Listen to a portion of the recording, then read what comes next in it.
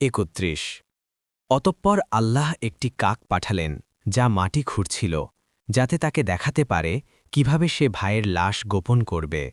সে বলল, হায়, আমি এই কাকটির মতো হতেও অক্ষম হয়েছি যে আমার ভাইয়ের লাশ গোপন করব। ফলে সে লজ্জিত হল। ৩২ এ কারণেই আমি বানি ইসরায়েলের উপর এই হুকুম দিলাম যে যে ব্যক্তি কাউকে হত্যা করা কিংবা জমিনে ফাসাদ সৃষ্টি করা ছাড়া যে কাউকে হত্যা করল সে যেন সব মানুষকে হত্যা করল, আর যে তাকে বাঁচালো সে যেন সব মানুষকে বাঁচালো। আর অবশ্যই তাদের নিকট আমার রাসূলগণ সুস্পষ্ট নিদর্শনসমূহ নিয়ে এসেছে।